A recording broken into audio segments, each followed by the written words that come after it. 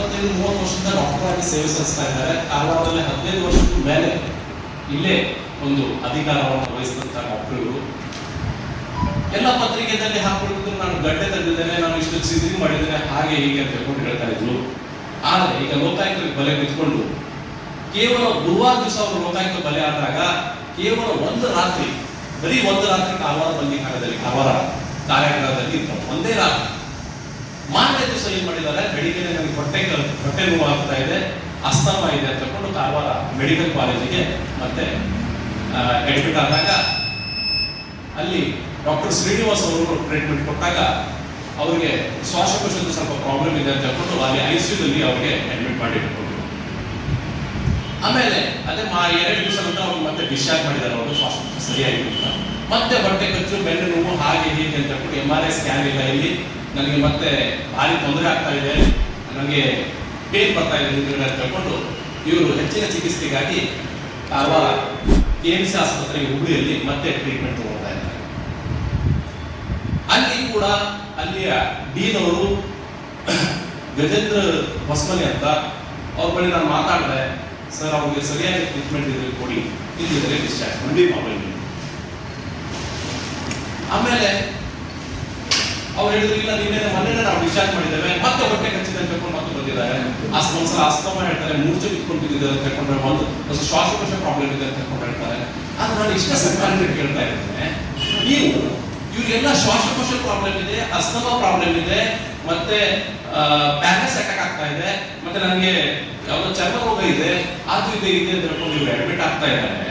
ಹಾಗಾದ್ರೆ ಇವ್ರಿಗೆ ಯಾಕೆ ಸರ್ಜನ್ ಆಗಿ ಅದರ ಮುಂಚೆ ದಿವಸ ಲೋಕಾಯುಕ್ತ ಬಲೆ ಆಗೋ ಮೊದಲನೇ ದಿವಸನೇ ಅವರು ಒಂದು ಸರ್ಜರಿ ಕೂಡ ಮಾಡಿದ್ದಾರೆ, ಒಂದು ಗಡ್ಡೆ ಕೂಡ ತೆಗೆದಿದ್ದಾರೆ. ಆದ್ರೆ ಇವ್ರು ಯಾವ ರೀತಿ ಹಾಗಾದ್ರೆ ಟ್ರೀಟ್ಮೆಂಟ್ ಮಾಡಿದ್ರು?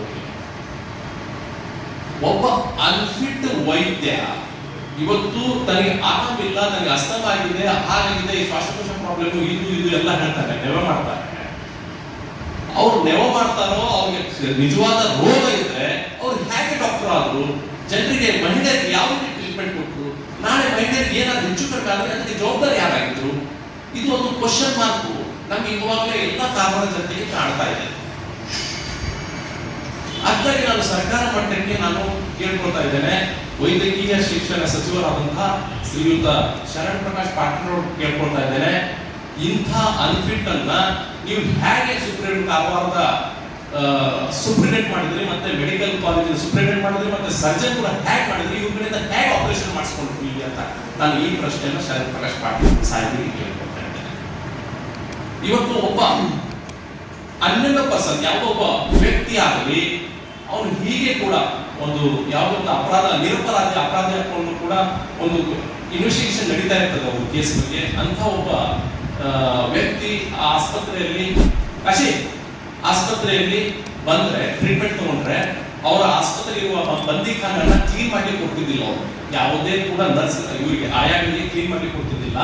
ಅವ್ರು ಹೇಳ್ತಿದ್ದಂತೆ ಅವರೆಲ್ಲ ರೇಪಿಸ್ಟ್ಗಳು, ದುಡ್ಡು ತಿಳ್ಕೊಂಡ್ ಬಂದವರು, ಮರ್ಡರ್ ಮಾಡ್ಕೊಂಡ್ ಬಂದವರು, ಹಾಫ್ ಮರ್ಡರ್ ಮಾಡ್ಕೊಂಡು ಬಂದವರು, ಗಾಂಜಾ ಮಾಡ್ಕೊಂಡು ಬಂದವರು, ಅವ್ರ ರೂಮ್ ಯಾಕೆ ಕ್ಲೀನ್ ಮಾಡ್ತೀರಾ ಅಂತ ಹೇಳ್ಕೊಂಡು ಅವ್ರು ಬೈತಿದ್ರಂತೆ. ಆದ್ರೆ ಇವರು ಆ ದಿವಸ ಬಂದಿಖಾನೆಯಲ್ಲಿ ಇದ್ದಾಗ ಅಲ್ಲಿ ಯಾವುದೇ ಒಂದು ಕರ್ಟನ್ ಕೂಡ ಇಲ್ಲಾಗಿತ್ತು, ಯಾವುದೇ ಒಂದು ವಾಶ್ರೂಮ್ ಕೂಡ ಕ್ಲೀನ್ ಮಾಡಿರಲಾಗಿತ್ತು. ಆಗ ಇವರು ಬಂದಾಗ ಹೊಸ ಕರ್ಟನ್ ಕೂಡ ಹಾಕಿದ್ದಾರೆ, ಸ್ಯಾನಿಟೈಸರ್ ಇಂದ ರೂಮ್ಸ್ ಕ್ಲೀನ್ ಮಾಡಿದ್ದಾರೆ, ಬಾತ್ರೂಮ್ ಕೂಡ ಒಳ್ಳೆ ಸ್ಪೆಷಲಿಸ್ಟ್ ಬಾತ್ರೂಮ್, ಟೈಲ್ಸ್ ಎಲ್ಲ ಹೋಗಿತ್ತು, ಟೈಲ್ಸ್ ಕೂಡ ಹಾಕಿದ್ದಾರೆ. ಕಾರವಾರದ ನಾಗರಿಕರು ಜಿಲ್ಲಾಧಿಕಾರಿಗಳಿಗೆ ಒಂದು ಮನವಿ ಪತ್ರ ಕೂಡ ಸಲ್ಲಿಸಿದ್ರು. ಏನಂದ್ರೆ 8 ದಿವಸ ಆಯ್ತು, ಅವರು ಆಕ್ಚುಲಿ 48 ಗಂಟೆ ಒಬ್ಬ ಸರ್ಕಾರಿ ಅಧಿಕಾರಿ ಆಗಲಿ, ಒಬ್ಬ ಸರ್ಕಾರಿ ಇಲಾಖೆಯ ಯಾರೇ ಒಬ್ಬ ಆಗಲಿ 48 ಗಂಟೆ ಇದ್ರೆ ಅವರು ಜೈಲುವಾಸವಾಗಿದ್ರೆ 48 ಗಂಟೆಯಲ್ಲಿ ಅಮಾನತು ಮಾಡ್ತಾರೆ. ಆದ್ರೆ 1 ವಾರ ಕಳೆದು ಕೂಡ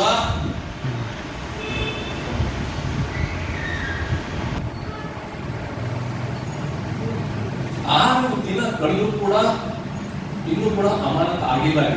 ನೋಡಿ ಯಾವ ರೀತಿ ಒತ್ತಡ ನೋಡಿ ಸರ್ಕಾರಕ್ಕೆ.